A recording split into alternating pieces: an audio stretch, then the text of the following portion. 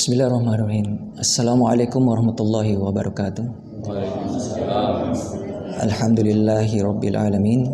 Assalatu wassalamu ala asyrafil anbiya'i wal mursalin wa ala alihi wa ashabihi ajmain, amma ba'd. Qala Allah ta'ala fi kitabil karim, alladzi khalaqal mauta wal hayata liyabluwakum ayyukum ahsanu amala wa huwal azizul ghafur. Shadaqallahul azim. Segala puji bagi Allah Subhanahu wa taala yang telah memberikan kita rahmat hidayah dan telah memberikan kita nikmat waktu sehingga kita dapat melaksanakan salat maghrib secara berjamaah, dan sehingga kita bisa dipertemukan lagi di tempat yang mulia ini sebagaimana kegiatan rutin kita sebagai bagian dari kegiatan dakwah amar ma'ruf nahi munkar, di mana kita pahami bersama itu adalah sebagai kewajiban sebagai setiap muslim dan muslimat untuk saling mengingatkan satu sama lain. Di dalam disebutkan juga di dalam hadis ya, balighu anni walau ayat, sampaikanlah daripadaku walaupun satu ayat. Di Al-Quran lagi juga disebutkan kul hadhihi sabili adu ila Allah ala basiratin ana wa man ittaba'ani. Katakanlah ini jalanku, aku mengajak kepada Allah atas keterangan yang nyata. Keterangan yang nyata apa itu? Al-Quran dan Sunnah. Saya bersama orang-orang yang mengikuti saya. Jadi kalau kita mengaku orang-orang yang mengikuti Rasulullah SAW, kita harus tetap mempunyai rasa tanggung jawab untuk selalu melestarikan agama ini dengan cara mendakwahkannya, dengan cara menghadiri majelismu dan menyampaikan apa yang kita paham dan kita amalkan. Salam dan salawat kepada Rasulullah SAW beserta keluarganya, para sahabat mengikutinya, dan orang-orang mengikutinya dengan baik hingga akhir zaman. Alhamdulillah pada kesempatan ini saya telah diberikan tugas sebagaimana biasa kegiatan rutin di Masjid Al-Mukhlisin ini. Dalam kesempatan ini saya ingin menyampaikan satu tema kajian kita untuk kita diskusikan lebih lanjut, yaitu berdamai dengan kematian untuk hidup yang lebih bermakna. Jadi kematian ini adalah sebuah kepastian yang tidak pasti katanya. Pasti kita semua akan mati, tapi kita tidak pasti kapan kita akan mati. Dan menurut Zarkasi di dalam tesisnya bahwa kematian inilah peristiwa yang membedakan antara seorang hamba dan Khalik. Jadi peristiwa penciptaan maut dan ketetapan bagi makhluk adalah dalil yang jelas tentang ketauhidan Allah dalam hal uluhiyah dan rububiyah. Kenapa? Karena kalau kita ingin menyembah, bersandar dan memohon pada sesuatu yang kita anggap sebagai Tuhan, dia adalah zat yang tidak boleh mati. Dan dengan kematian ini kita adalah menunjukkan bahwa kita memang betul-betul makhluk. Sepanjang-panjangnya umur kita suatu saat akan mati. Ini peristiwa inilah peristiwa yang bisa menjelaskan ketetapan Allah ini, hukum Allah ini menjelaskan kedudukan antara seorang makhluk dengan Khaliknya. Jadi dengan adanya fenomena mati ini tidak lazim seorang makhluk untuk menuhankan selain kepada Allah Subhanahu wa taala. Tidak boleh menuhankan sesama makhluk yang juga akan mati. Jadi kematian adalah mitra kehidupan, bukan lawan kehidupan. Jadi diciptakan berpasangan itu hidup dengan mati untuk memotivasi manusia untuk berbuat baik. Dengan adanya kematian ini bukan kita malah takut atau merasa semua berakhir segalanya, tidak. Tapi justru kita harus memperbaiki amal soleh kita. Sebagaimana Allah Subhanahu wa taala yang telah saya bacakan tadi, alladzi khalaqal mauta wal hayata liyabluwakum ayyukum ahsanu amala wa huwal azizul ghafur. Allah menciptakan mati dan hidup untuk menguji kalian, untuk melihat siapa yang paling baik amalannya. Itulah tujuan Allah menciptakan mati, disebutkan surah Al-Mulk ayat kedua. Jadi mati dan hidup ini diciptakan berpasangan. Jadi dia sebuah fenomena atau hukum yang telah ditetapkan Allah untuk menguji manusia untuk melihat amal yang paling baik. Siapa yang paling baik amalannya. Kemudian ada ancaman bagi orang-orang yang takut akan mati. Rasulullah SAW pernah bersabda kepada sahabatnya, yang jelas secara garis besarnya, ya. Rasulullah SAW pernah bersabda kepada sahabatnya, akan tiba suatu masa nanti kalian diperebutkan seperti hidangan di atas nampan oleh umat-umat yang lain. Maka sahabat bertanya, apa karena jumlah kami pada saat itu sedikit? Tidak, kalian banyak, sangat banyak, tapi kalian seperti buih di lautan. Jadi kalau buih di lautan banyak, begitu tertiup angin hilang. Banyak, begitu ombak datang banyak buih di laut, tapi begitu angin datang hilang dia. Seperti itu gambaran umat. Kemudian kata Rasulullah, kenapa demikian? Para sahabat bertanya, kata Rasulullah, karena ada penyakit tuahan. Apa itu penyakit tuahan? Kata Rasulullah, hubbud dunya wa karahiyatul maut. Takut dunia, jadi tingkat cinta dunia, takut mati.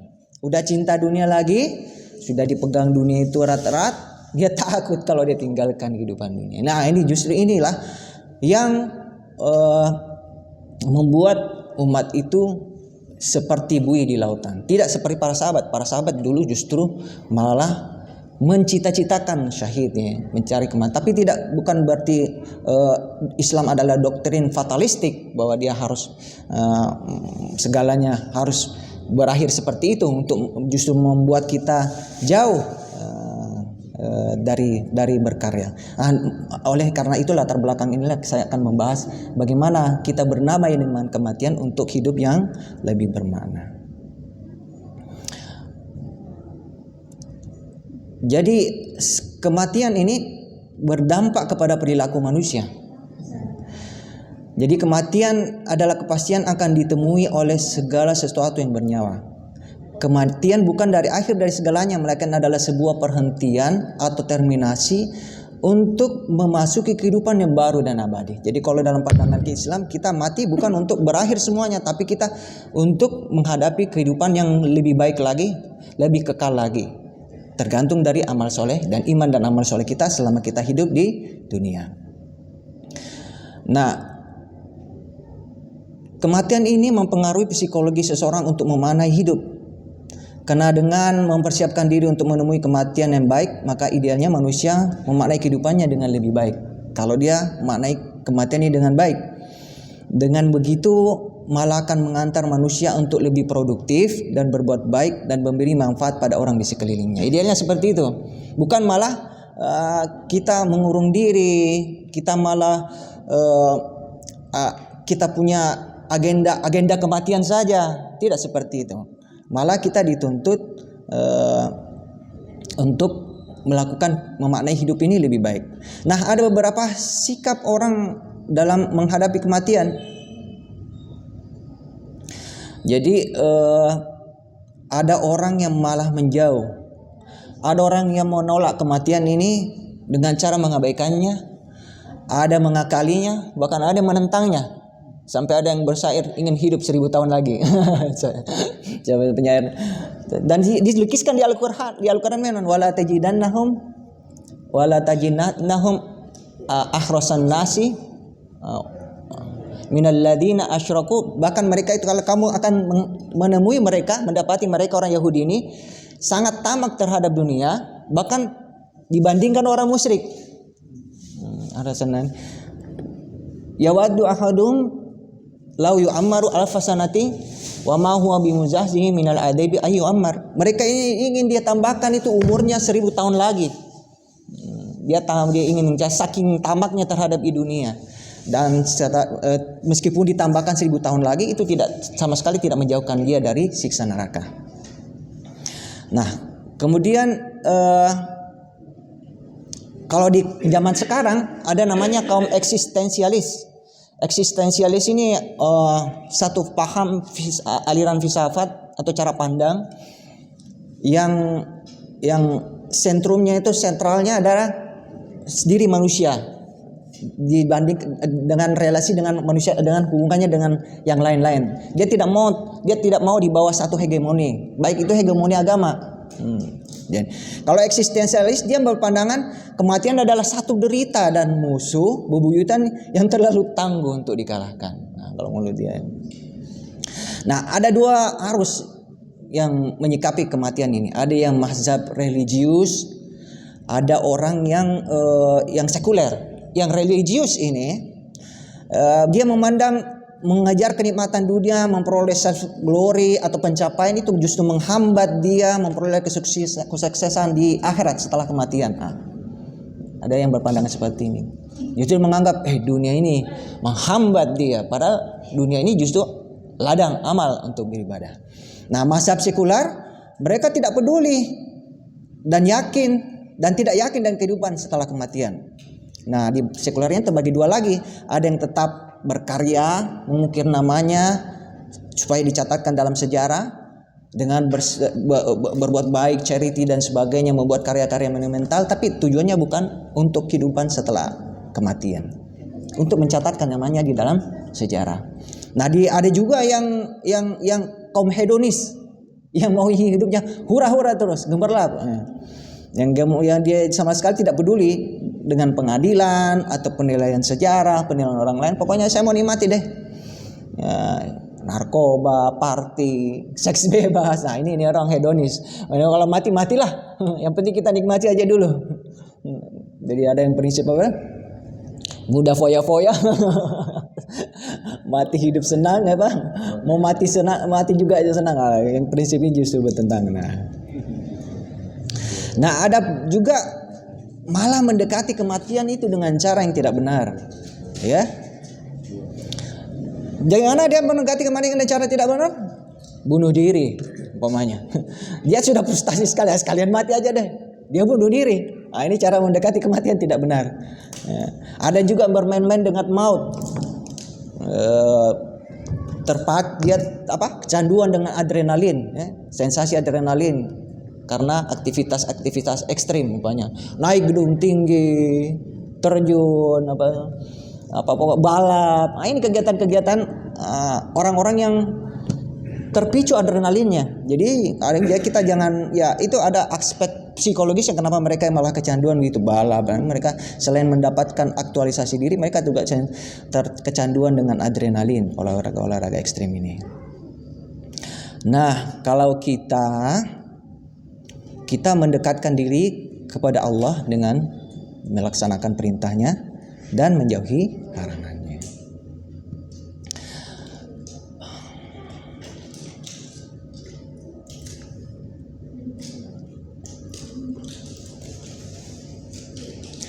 Nah, ada beberapa faedah dari orang yang mengingat kematian. Yaitu diantaranya, kalau kita mengingat kematian, kita pasti mempersiapkan diri dengan baik. Ya, salah satunya dampak dari kematian itu kita tidak akan melakukan larangan-larangan Allah karena kita takut akan ancaman setelah kematian, tanggung jawab kita setelah kematian.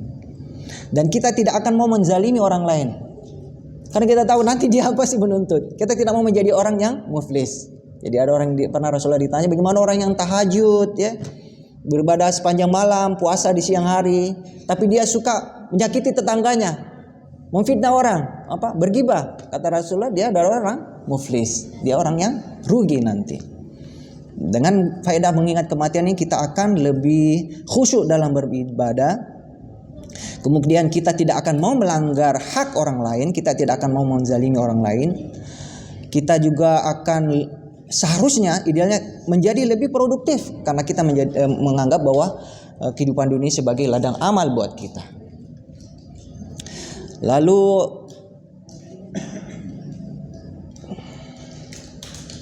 yang kita bisa kesimpulkan dari pembahasan kita tadi, selanjutnya kita bisa diskusi lagi lebih lanjut